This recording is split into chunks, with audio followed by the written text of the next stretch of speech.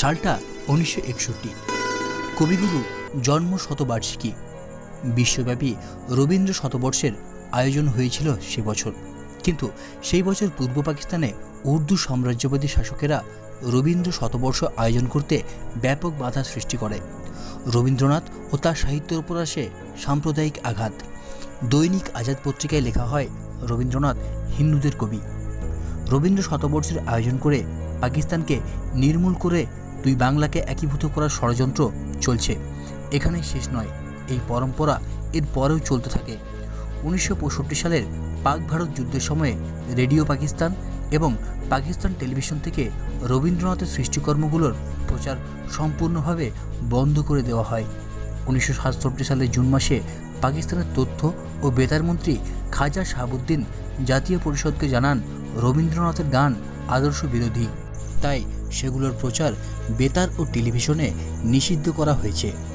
এই সিদ্ধান্তের বিরোধিতায় গর্জে ওঠে বহু মানুষ। শুরু হয় ধর্না আন্দোলন। আন্দোলনে বিরক্ত পূর্ব পাকিস্তানের গভর্নর মোনায়েম খান ঢাকা বিশ্ববিদ্যালয়ের তৎকালীন বাংলা বিভাগের প্রধান আব্দুল হাইকে একদিন ডেকে পাঠালেন। মোনায়েম খান আব্দুল হাইকে রাগত স্বরেই বললেন, ধুর, আপনারা খালি রবীন্দ্রসঙ্গীত করেন কেন? আপনারা নিজেরা রবীন্দ্রসঙ্গীত লিখে ফেলতে পারেন না? হাই সাহেব বিনয়ের সঙ্গে মোনায়েম খানকে বললেন, স্যার, আমরা তো লিখতে পারি, কিন্তু আমি লিখলে তো সেটা রবীন্দ্রসঙ্গীত হবে না, হবে হাই সঙ্গীত।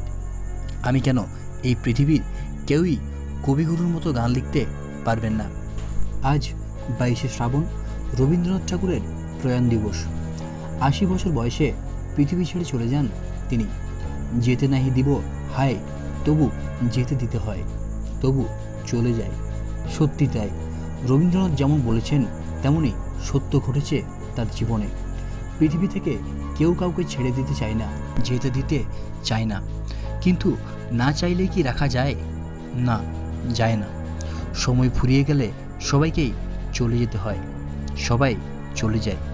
রবীন্দ্রনাথও চলে গেছেন চিরদিনের জন্য, কিন্তু তিনি তার অজস্র সৃষ্টির মাঝে বেঁচে থাকবেন সাহিত্যপ্রেমী মানুষের মনে।